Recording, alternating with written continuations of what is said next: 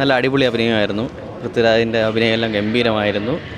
ബ്ലസ്സിയുടെ സംവിധാനം മികച്ചതാണ്. വളരെ സിനിമയാണ്. എടുത്ത് പറയത്ത് സിനിമാറ്റോഗ്രഫി വളരെയധികം ക്യാമറാമാൻ നല്ലധികം പണിയെടുത്തിട്ടുണ്ട്. ഓരോ ഷോട്ടും മികച്ചതായിരുന്നു. എല്ലാം നല്ല. നോവൽ വായിച്ചിട്ടില്ല, പക്ഷെ വായിക്കാൻ തുടങ്ങുമായിരുന്നു. അപ്പോഴാണ് ഈ സിനിമ ഇറങ്ങിയത്. ഇഷ്ടപ്പെട്ടു. കൊള്ളാം, അടിപൊളി. കൊള്ളാം കേട്ടോ. സൂപ്പർ. ഇല്ല, ഞാൻ വായിച്ചിട്ടില്ല.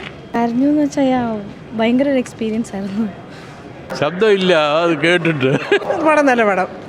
സ്റ്റോറി നേരത്തെ വായിച്ചിട്ടുണ്ട്, അതുകൊണ്ടൊരു അറിയായിരുന്നു കഥകളൊക്കെ. നല്ല പടം. അടിപൊളി പടം. കുഴപ്പമില്ല, നല്ല സിനിമ, കുഴപ്പമില്ല, അടിപൊളി, സൂപ്പർ പടം. കൊള്ളായിരുന്നു, നന്നായിരുന്നു.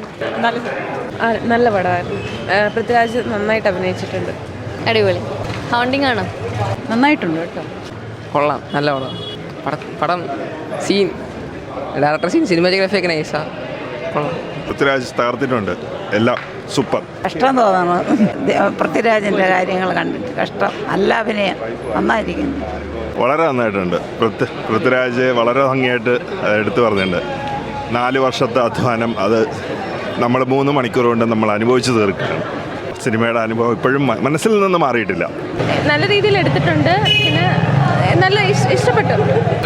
നല്ല സിനിമ. ടൈം പോയതൊന്നും അറിഞ്ഞില്ല. 3 മണിക്കൂർ ഒട്ടും പ്രതീക്ഷിച്ചില്ല അത്രയും കാണുമെന്ന്. എൻ്റെ കസിൻ വായിച്ചിട്ടുണ്ട്, പക്ഷേ കൊള്ളാം, നല്ല ഓർമ്മ നിൽക്കുന്നില്ല.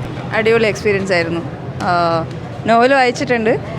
നോവലില്ലാത്ത ഉള്ള ചെറുത് മിസ് ചെയ്തിട്ടുണ്ടെന്ന് തോന്നുന്നു. എന്നാലും ഓവറോൾ നമുക്കൊട്ടും ബോറടിച്ചില്ല. ടിൽ ദി എൻഡ് നന്നായിട്ട് എൻജോയ് ചെയ്തു. അടിപൊളി പടം. പടമൊന്നും പറയാനോ ഒരു രക്ഷയില്ല. പൃഥ്വിരാജിൻ്റെ അഭിനയൊക്കെ വേറെ ലെവൽ. ഹാങ് ഓവറിലാണ്. കുറച്ച് സമയം എടുക്കുക റിയാലിറ്റിയിലോട്ട് വരാൻ. നല്ല പടം, നല്ല അഭിനയമായിരുന്നു. നല്ല പ്രിപ്പറേഷനും ഡെഡിക്കേഷനും ആർക്കും ചെയ്യാൻ പറ്റത്തില്ല. കൊള്ളാം, നല്ല സൂപ്പർ. കരഞ്ഞില്ല.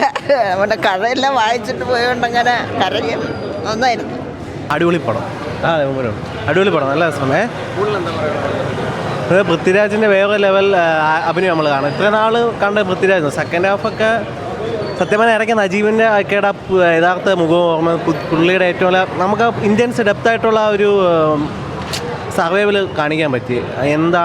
എന്താണ് അനുഭവിച്ചാൽ നമുക്ക് നേരിട്ട് കാണിച്ചു തരാൻ പറ്റി പൃഥ്വിരാജിന്. പിന്നെ ഡയറക്ഷൻ ലെവൽ നോക്കുകയാണെങ്കിൽ വളരെ പ്ലസ് ടോപ്പ് നോച്ചായിട്ട് എടുത്ത് വെച്ചിട്ടുണ്ട്.